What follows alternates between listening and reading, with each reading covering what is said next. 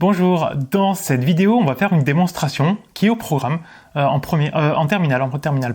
Elle est au programme. On va prendre un triangle ABC. I, c'est le milieu de BC, et on doit prouver que AB carré plus AC carré est égal à 2AI carré plus BC carré sur 2. Ça, on appelle ça le théorème de la médiane.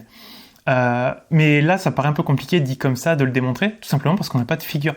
Quand on fait de la géométrie, toujours faire un dessin. Donc là, on va faire un triangle, on s'en fout. Peu importe, c'est un triangle quelconque. Ce théorème est vrai dans n'importe quel triangle. I, c'est le milieu de BC, donc I va être ici. D'ailleurs, on parle de médiane, parce que c'est quoi une médiane? Une médiane, c'est une droite qui passe par le milieu d'un côté et par le sommet opposé. Uniquement.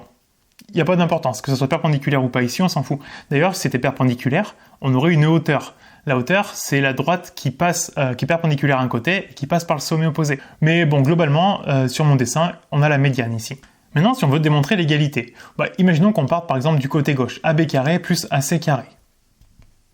AB carré plus AC carré.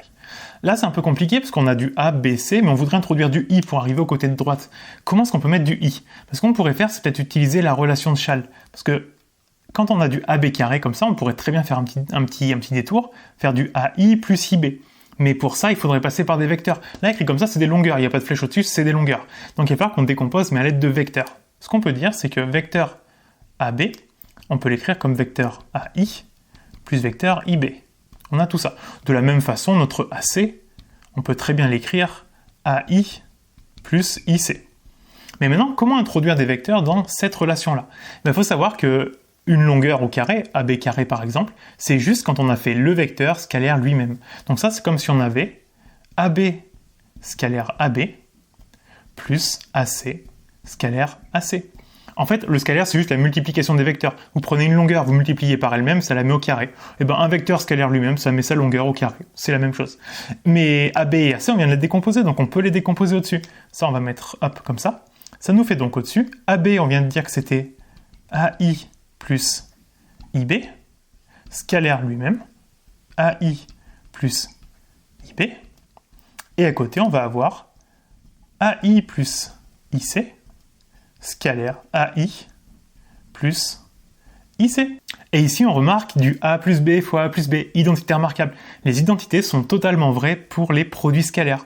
Donc en fait, on va avoir AI au carré, et là, du coup, comme ça fait AI scalaire AI, ça met sa longueur au carré, plus 2 fois AI scalaire IB, plus IB carré. Et à côté, on a la même chose, on va avoir AI au carré, il n'y a plus de vecteur ici, c'est bien la longueur, puisqu'on a fait AI scalaire AI, donc ça met sa longueur au carré, plus 2 fois AI scalaire IC, plus IC carré. Voilà tout ce qu'on a. Et puis regardez d'ailleurs, AI, on l'a 2 fois ici, on peut les regrouper, donc on a 2 AI carré. Qu'est-ce qu'on a d'autre qui se ressemble?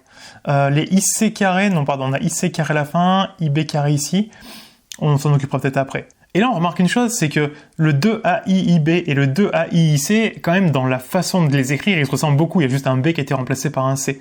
Regarde ce qu'on a. Au niveau des IB, il va à gauche, IC, il va à droite. Donc en fait, on va voir que le vecteur IB, c'est le même que le vecteur IC, mais en négatif. Juste un moins devant. Il ne va pas dans le même sens. Donc on peut remplacer tous les IB par moins IC.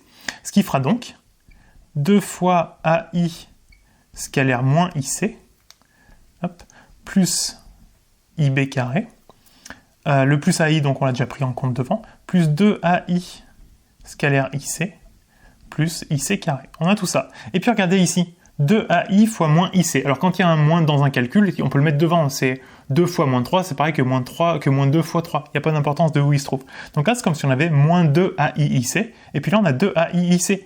Moins plus, les deux mêmes choses, mais en opposé. Ça dégage, il ne reste plus rien. Donc finalement, il nous reste quoi? Il nous reste 2AI au carré, plus IB carré, plus IC carré. Mais en fait, là, c'est plus des vecteurs, c'est des longueurs. La longueur IB vaut la longueur IC. Donc c'est comme si on avait 2 fois la longueur IB au carré, par exemple. Bon, nous, on ne voulait pas du IB, on voulait du BC. Mais en termes de longueur IB, comme I est au milieu de BC, IB, c'est BC divisé par 2. En termes de longueur, IB est égal à BC sur 2. Donc là, on peut remplacer. Ça fait donc 2AI carré plus, 2 fois BC sur 2 au carré. Et puis, le 2AI carré bouge pas. Par contre, derrière, une fraction au carré, le carré va en haut et en bas, donc on a BC carré sur 4. Mais comme on multiplie par 2 devant, le sur 4, il en restera plus que sur 2 à la fin. Donc on va avoir plus BC carré divisé par 2. On a exactement prouvé notre théorème de la médiane, ce qu'on voulait. Une démonstration en maths, généralement, c'est très très simple. Par contre, il faut savoir comment démarrer et un peu les étapes, imaginez les étapes qui se trouvent au centre. Notamment ici, on part de la gauche, AB carré plus AC carré, on veut du I, il faut qu'on décompose. Et pour décomposer, il faut faire du CHAL. Pour faire du CHAL, il faut passer par les vecteurs. Comment on passe d'une longueur au carré à un vecteur pour introduire des vecteurs? En mettant un vecteur scalaire lui-même. Il y a 2-3 trucs à savoir, mais après c'est juste du raisonnement logique. Et on en arrive donc à la fin où on a démontré notre théorème de la médiane. Si c'est pas clair à 100% ce truc-là, refaites-le, prenez une feuille, essayez de le refaire vous-même, en vous servant un petit peu peut-être de la correction au début, mais vraiment il faut y arriver à le faire tout seul. Parce que si on arrive à le faire tout seul, il y a énormément de choses importantes pour la géométrie qui sont dedans. Un vecteur scalaire lui-même qui vaut sa norme au carré. Les identités remarquables adaptées au vecteur. Utiliser les égalités de vecteurs en tenant compte du sens. IB vaut moins IC, etc. Il y a beaucoup de choses importantes, donc refaites-la. Elle n'est pas longue du tout, mais elle est super importante. En tout cas, j'espère que ça vous a plu. N'hésitez pas à me le dire en commentaire, mettez un gros pouce en l'air. Pensez surtout à vous abonner à la chaîne et je vous dis à bientôt pour une prochaine vidéo. Avant de continuer, il faut que je te parle de Mathgenius. Mathgenius, c'est la solution pour réussir en maths en première et en terminale. Simple, rapide et efficace. Allez, suis-moi, je te montre comment ça marche. Tu choisis ton chapitre parmi tout le programme de première et de terminale. Tu maîtrises l'essentiel du cours, expliqué simplement en vidéo de moins de 10 minutes. Tu l'appliques immédiatement sur les exercices indispensables, maîtrise-les et tu seras à l'aise partout. Tu prépares tes contrôles avec les flashcards. Tu retrouves toutes les notions que tu dois maîtriser, tous les points que tu dois savoir faire, ce qui te permet de réviser hyper simplement. Si jamais tu as besoin d'aide, je suis là. Tu peux me poser tes questions par chat directement dans le programme. Les maths sont le critère de sélection numéro 1 pour accéder aux études post-bac. Si tu veux pouvoir choisir tes écoles après le bac, alors n'attends plus, rejoins-moi tout de suite pour pouvoir viser plus haut. Je te laisse le lien en description et nous on retourne à la vidéo.